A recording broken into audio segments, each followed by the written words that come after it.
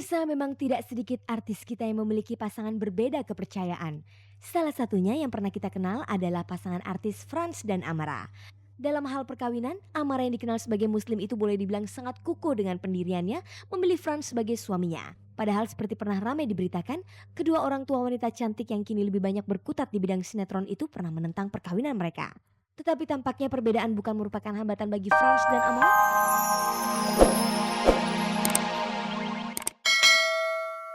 Diri selalu, ada ibadah puasa untuk mengendalikan di agama lain juga ada puasa, tapi kebersamaannya juga dan dari Al-Qur'annya sendiri ayat demi ayatnya, surat demi suratnya semua sangat logis. Sejak kapan mereka memeluk Islam? Udah setahun ya, setahun lebih bahkan, saat aku mulai deket dengan lingkungan yang mayoritas muslim di Jakarta, itu aku baru dapat kesempatan untuk tahu apa itu Islam. 93, 94 kayaknya ya, lupa. Udah lama banget. Khusus Sandrina, apakah pilihannya menjadi seorang muslim punya kaitan kuat dengan perkawinannya? Jelas nggak, karena aku nggak mungkin bisa ngejalanin itu cuman karena perkawinan ya, kalau batinku menyatakan aku nggak mampu, aku nggak bisa hidup dalam sandiwara gitu loh. Meski tumbuh di tengah-tengah keluarga yang menjunjung tinggi norma-norma agama, orang tua Huges terbilang moderat dalam hal memberi kebebasan. Karena itu ketika tahu bahwa Huges berpindah kepercayaan, sedikit pun mereka tidak menentangnya. Mereka malah mendukung keputusan Huges. Mereka membebaskan kita untuk memilih agama. Itu gue salut gitu loh. Dan mereka konsekuen loh, konsisten lagi. Kalau kalian memilih Islam, kerjakan Islam dengan baik. Gue pergi umrah tuh nyokap gue bikin selamatan. Kalau ada pengajian di rumah gue, sekarang kan kita bikin pengajiannya sama Afin di sini. Itu nyokap bisa nyiapin makanan, ikut ngegelarin sejadah gitu. Kini setelah perjalanan spiritual itu sudah mereka lakukan, apa yang mereka rasakan? Sekarang tuh ngerasa lebih nyaman. Aku menemukan kesejukan, menemukan satu jawaban gitu untuk kedamaian batin.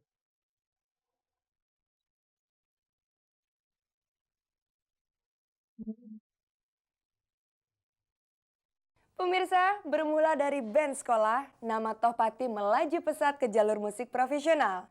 Sekarang beliau telah menjadi musisi yang sangat handal. Bagaimana perjalanan karir beliau? Sekarang langsung kita simak saja seorang pria yang bernama asli Tohpati Aryo Hutomo berikut ini.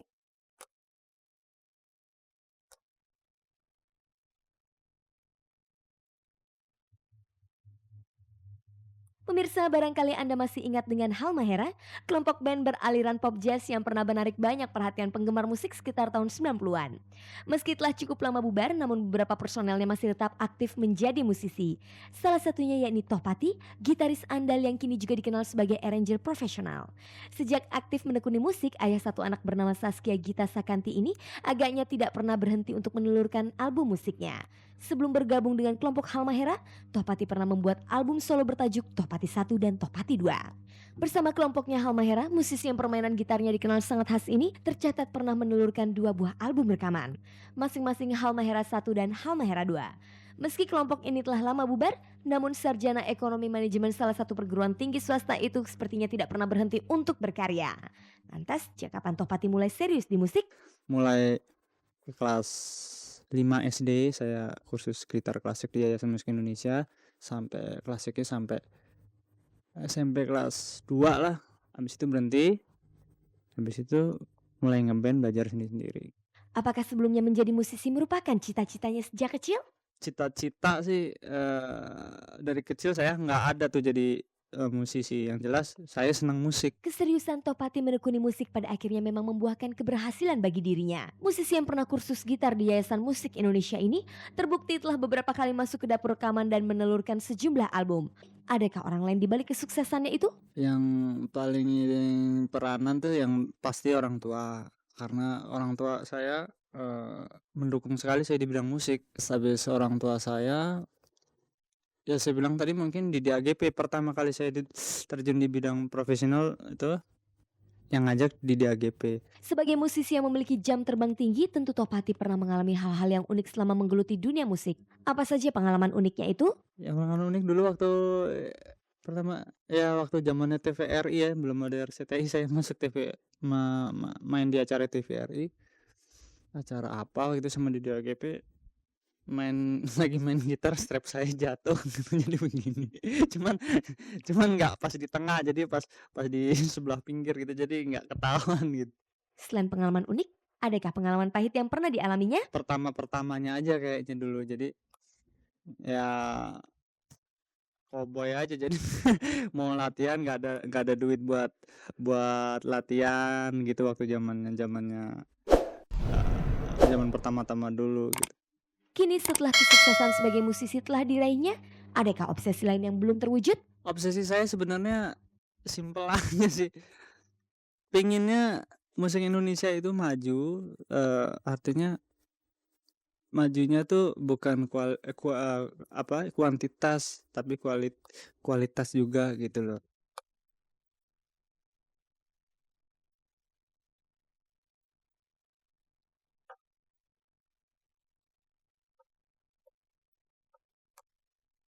Pemirsa, Anda masih bersama saya Sarafi dalam tayangan yang paling bergengsi, Cek dan Recheck. Bagi pasangan artis yang beda agama, mungkin saat ini adalah saat yang tepat bagi mereka untuk memahami perbedaan-perbedaan itu. Bagi artis non-muslim misalnya, mereka harus pandai-pandai memberi dukungan bagi pasangan yang sedang berpuasa. Bagaimanakah kiat-kiat pasangan tersebut? Pemirsa, memang tidak sedikit artis kita yang memiliki pasangan berbeda kepercayaan. Salah satunya yang pernah kita kenal adalah pasangan artis Frans dan Amara. Dalam hal perkawinan, Amara yang dikenal sebagai muslim itu boleh dibilang sangat kukuh dengan pendiriannya memilih Frans sebagai suaminya. Padahal seperti pernah ramai diberitakan, kedua orang tua wanita cantik yang kini lebih banyak berkutat di bidang sinetron itu pernah menentang perkawinan mereka. Tetapi tampaknya perbedaan bukan merupakan hambatan bagi Frans dan Amara untuk tetap menyatukan hati dalam ikatan perkawinan. Dan mereka memang telah membuktikan hal itu. Kini lewat bulan puasa kali ini, Frans dan Amara seperti bertekad untuk lebih menunjukkan diri lagi bahwa mereka sebenarnya bisa saling memberikan dukungan meskipun berbeda keyakinan. Dukungan yang dimaksud itu terutama dalam hal peribadahan. Mengingat tidak mudahnya melakukan hal itu, tentu saja ada kiat khusus yang mereka terapkan. Nah, seperti apakah kiat mereka itu? Kita berdua udah biasa gitu melakukan hal yang kayak gini ya. Apalagi kalau dihitung dari pernikahan kita nih udah yang kedua kali kayaknya. Udah pasti ntar pas lagi ngejalanin bulan puasa kita ngejalanin misalnya dia mau sahur segala macam, udah pasti misalnya saya bangun duluan udah pasti saya bangunin dia. Kadang-kadang juga dia ikutan puasa gitu kadang-kadang gitu. Adakah persiapan yang mereka lakukan untuk menunjang kelancaran hal tersebut? Nggak ada persiapan apa-apa sih. Soalnya pas mau bulan puasa, pas saya juga baru sembuh sakit, baru sembuh dari rumah sakit ya, masuk rumah sakit kemarin. Jadi persiapan apa ya, dadakan aja.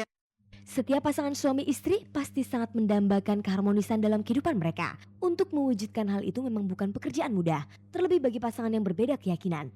Kalau boleh tahu, sejauh apakah kesulitan yang dialami Frans dan Amara dalam menjaga keselarasan hubungan di antara mereka? Selama ini sih lancar-lancar aja ya. Ya mudah-mudahan ya sampai tahun-tahun ke depannya juga lancar-lancar aja. Soalnya ya Frans juga belajar gitu sedikit tentang agama Islam ya, soal puasa, soal lebaran, soal macam-macam semua tentang agama Islam tuh dia juga juga ngerti gitu. Jadi paling enggak ya dia juga bisa bisa ngertiin saya. Bagaimana pula komentar Frans menanggapi hal itu? Udah standar kan kayak gitu kan, oh kita harus menghormati, misalnya Mara harus menghormati saya juga harus menghormati agamanya gitu. Tapi kan bukan sekedar itu aja gitu. Nah itu yang kayak Mara bilang tadi, kita harus kenal dong. Caranya satu-satunya untuk itu kita harus mengenal dong. Mengenal gimana caranya, kita harus tahu. Sedikit banyak tuh kita harus tahu. Kita harus tahu apa sih makna puasa. Apa sih makna orang tuh harus sahur harus gimana jam segini. Itu kenapa harus jam segini. Saya kan nggak tahu, saya harus tahu gitu. Ya, jadi paling nggak sedikit banyak saya harus tahu. Sebelum menikah, Frans dan Amara telah menjalin hubungan cukup lama, tepatnya ketika masih sama-sama di SMU. Namun jalinan cinta mereka sempat menjadi kontroversi bagi kedua belah pihak keluarga. Penyebabnya, apalagi kalau bukan perbedaan agama. Kini di bulan puasa ini, bagaimanakah dengan perbedaan itu sendiri? Apakah mereka lebih merasakannya? Terasa banget ya karena suasananya. Jadi gini nih, saya harus bikin kalau ini kan lagi bulan Ramadan, terus nyambut mau Lebaran gitu, Idul Fitri. Saya harus bikin suasananya tuh ya suasana Ramadan gitu. Jadi saya harus dukung itu gitu. Itu yang istilahnya cara saya menghormati dia tuh ya itu. kebalikannya juga kalau waktu pas saya lagi mau Natalan juga dia bikin suasana tuh atmosfernya tuh wah ini lagi mau Natalan gitu ya itu. Jadi Jadi nggak kosong gitu, jadi nggak kayak nggak ada apa-apa gitu di rumah.